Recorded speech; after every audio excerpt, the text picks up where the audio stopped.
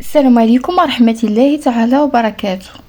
القصة اليوم ديال رباب البنت الجميلة، كيفاش تحولت حياتها جحيم بسبب الجن العاشق، وكيفاش حتى تصابت به، وشنو اللي جعلها انها تصاب به وحياتها تولي جحيم من بعد ما كانت حياتها كلها نعيم. حيت رباب وسط 4 ديال الذكورة تبارك الله ما شاء الله، وهي بوحديتها اللي بنيتها، وهاد البنيته هادي آية في الجمال. رباب عندها دابا 20 عام، حاليا عندها 20 عام. منين كانت صغيرة وهي مفشة عند ماماها، كيف ما قلت لكم هي وسط 4 ديال الذكورة، هي اللي بنت، هي المفشة، هي المخنزة، وهذا الشيء كامل هي جميلة بزاف، هي مغايرة عن خوتها. سبحانك يا جليل، الشعر زعر والعينين ما شاء الله عسلين والبيوضة والزعورة وما شاء الله، يعني قاع الجمال فيها الحمد لله. رباب كانت مولوعة براسها، ديما واقفة في جنب المرآة، تشوف راسها، تتهضر مع المرآة، كتهضر مع الام ديالها، تقول لها انا اجمل البنات، انا هادي. ولكن هادشي هذا قبل ما توصل لعشرينات. يالله كانت عندها 16 عام 15 عام بدا كيعجبها راسها كيف ما قلت لكم، وتتوقف قدام المرآة بزاف كتبقى تهضر مع راسها في المرآة. وهذه واحد الحاجة اللي هي غلط. نحاولوا نوجهوا وليداتنا انهم ما يهضروش مع راسهم، يعني مع المرآة، وما يشوفوش المرآة بزاف، ما يعني بزاف د الحوايج نحاولوا اننا ننصحوا بها وليداتنا، حيت ما كيكونوش عارفين. واي بنت عندها 15 عام 16 عام كتكون مراهقة، وكتكون معجبة براسها وبالجمال ديالها. وعاد رباب الجمال ديالها زايد ما شاء الله، داكشي علاش كانت مولوعة براسها. ما علينا، رباب ديما كتجمع مع راسها لدرجة انها كتدخل معها المرآة للدوش ملي كتكون كدوش، وكتبقى تهضر مع راسها وتشوف في عينيها وفي راسها وفي شعرها، يعني كتبهر بالجسد ديالها. فهاديك الساعة هاديك ما كانتش واعية بالامر، حتى لواحد النهار كيبداو يجيوها وساوس شيطانية، يعني بحال شي حد كيعيط عليها، بحال شي حد يعني وهي في البيت بوحدها فيه، وشي حد كيبان ليها انه عيط عليها. قالتها لماماها، قالت لها ماما ما هادش شي حد بحال كيبقى يعيط عليا بحال. قالت لها بنتي راه داكشي غير تخربيق، غير كيتخيل لك.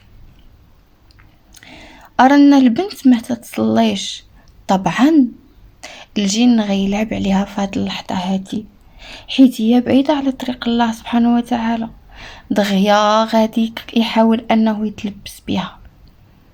مرة كتحس بحال شي حد لمسها في الجسد ديالها، كتقول لها ماما شي حد بحال اللي قاصني في يدي ولا في رجلي ولا لا بنتي غير كتخيلي. حتى لواحد النهار وجا بحال شي حد كيجامعها، يعني كيهضر معاها، تيجمع معاها، تيدوي معاها، تيبغي يلمسها. حتى قالتها لماما، قالت لها ماما شي حد كيجي كيجمع معايا بالليل، كيبدا يهضر معايا وكيبغي يقيس فيا، كيبغي. قالت لها ما يمكنش. حتى داتها عند واحد الراقي الام ديالها، قالت لها هادشي راه ما يتسكتش عليه. داتها عند واحد الراقي، هادشي اللي كنعاود لكم كان عندها 17 عام.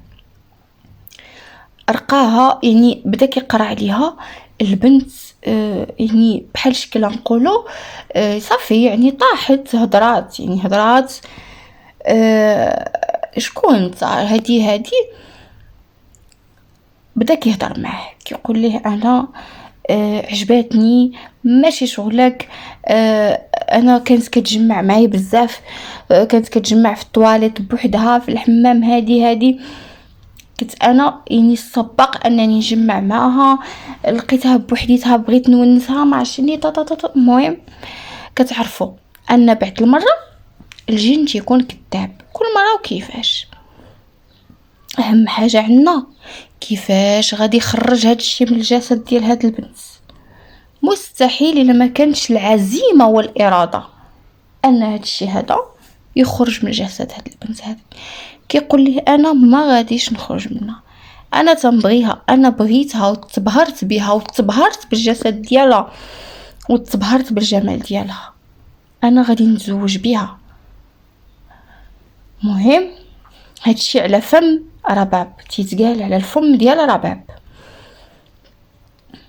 رانا الراقي عطى الام ديالها واحد الماء الرقيه تغتسل به، يعني هذا البنت ما كتقدرش يعني تكمل هادشي هذا، ما كتقدرش تشرب ديك الماء، ما تقدرش تصنت القران، ما تصليش، ما تقدرش تدوش بهذيك الماء اللي عطاها، صافي هي رافضه داكشي تماما، حيت داكشي بحال اللي كيعكزها عليه.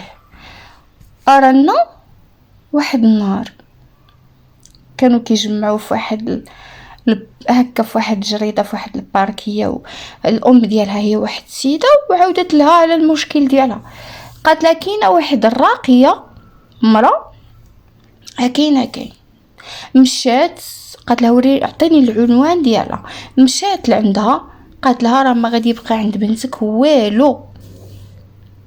مشات لعندها ورغم ذلك ما قضى والو، هذاك الشيء كامل وهذوك الحصص كامل اللي كانت كدير معاها ما قضات فيها والو. علاش؟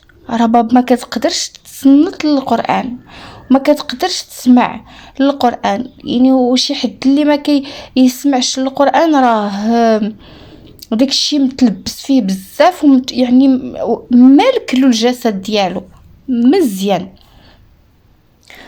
مهم بقات كتعاني هاد البنت هادي بزاف، انها تاركه للصلاه، انها الام ديالها كتسمعها بالليل تتجمع وهكا كتهضر، ما كتعرفش معها من كتقول لها في الصباح، معها من كتقول لها كنت كنهضر معها في الليل. المهم داكشي تحول ليها دمار لحياتها، دمار لدرجه انها كتسمعها كتقول لها كتقول في الليل بعد مني سير في حالك. يعني صافي البنت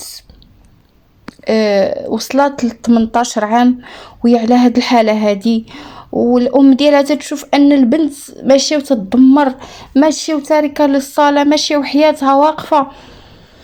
واحد النهار واحد الشخص من الحي ديالهم شاف رباب وعجباتو، وكان جا غير بحال شكل يعني غير داير في هذيك الحومه، يعني غير ضايف عند الام ديالو، هو خدام بعيد من هذاك الحي.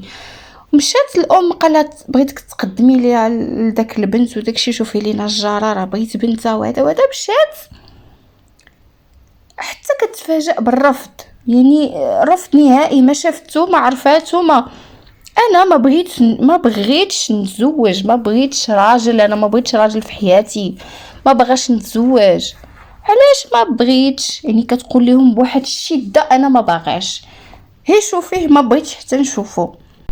قال لهم بغيت نشوفها، الا ما بغيتش هي تشوفني انا بغيت نشوفها، نجلس معاها ونعرف علاش رفضاتني بدون سبب. جلس معاها قالت له انا ما فيك حتى شي عيب، انا ما بغاش نتزوج، انت كنشوفك شخص صالح، ما فيك حتى عيب، ما بغاش نتزوج، ما بغيتش راجل في حياتي. وهي راه ماشي هي اللي كتهضر، راه طبعا الجن العاشق اللي لعب بها. وهي ما يشرح ليها غير نحاولي انك تقبليني، حاولي ان هذا وغادي نتخطاو هذا الشيء مع بعضياتنا. ما بغاتش، رفضت تماما بدون سبب. صافي مشى السيد لحالو، يعني قال لها حاولي انك تفكري وهذا صافي مشى لحالو. بقات على ما هي عليها، يعني داك الحاله بقات هكاك حتى وصلت ل20 عام. من وصلت ل20 عام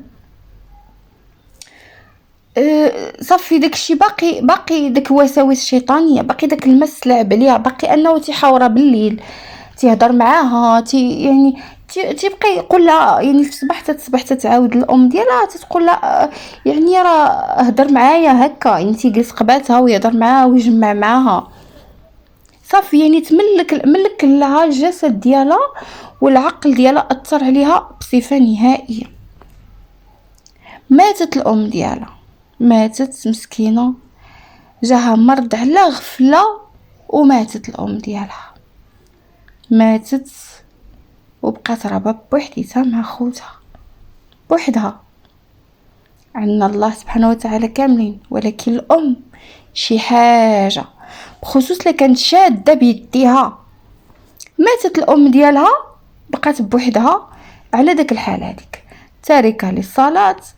اللي جاي يخطبها ما تتبغيش. جا واحد الاخ بعد ما ماتت امها خطبها، سبحان الله، وفقات ملكات بيه، دارت الخطوبه، دارت الخاتم، دارت كل شيء. وحتى لواحد النهار رجعت ليه داكشي ديالو كامل، ما بغيتكش. وما حاولوش عائلته انهم يشوفوا شي حل ولا، يعني صافي الجن العاشق مالك لحياته كل ملك لها. مهم بقى هذا الحال هذا، وهذيك البنت كتعاني لحد الان. حاليا رباب عندها 20 عام ودخلات في 21 عام وباقا كتعاني، وباقا تاركه للصلاه، وباقا ما كتستحمل حتى شي حاجه اللي هي فيها الدين وفيها القران وفيها، يعني صافي السيده ما عرفتش حتى الحل. كتهضر معاها، كتحاور معاها، كتعرف انها عندها مشكل، ولكن باش تحلو ما عرفاتش. كنتمنى الى شي حد كنتو سبقتو سمعتو عليه داز من نفس المشكل وكيفاش تعالج، وكيفاش يعني كيفاش شي حد اللي شد بيدو كيفاش تعالج، كيفاش حتى تعالج. لان حاليا باقا رباب كيف ما هي، باقا ما كتجاوب حتى شي علاج. المهم هذه راه قصه من الواقع. كنتمنى تخليو لي ارائكم وانتقاداتكم، وكيفاش يعني كيفاش تقدر هاد الانسانه هذه يعني تخطى هادشي هذا وتجاوز هادشي هذا، حيت راه ما شاء الله عليها ايه في الجمال، وتتخطب مرارا وتكرارا وما كتقبلش، وما عرف يعني ما عرفاش الحل. هي براسها كنحاوروها ما عرفاش شنو هو الحل في حياتها، وما قابله حتى شي حل. مهم كنتمنى تعطوني ارائكم في الكومنتير، تخليوا لي ارائكم والنصائح ديالكم، لان هذه القصه هذه مهمه بزاف بزاف، وكنتمنى تستفدوا منها ولو بالقليل. كيف ما كنقول لكم هذه راه قصه للعبره اكثر ما هي للفرجه. وطبعا الى عجبكم المحتوى اللي كنقدم ما تبخلوش عليا بالبارطاج للقناه فضلا وليس امرا. شكرا لكم، السلام عليكم ورحمه الله تعالى وبركاته.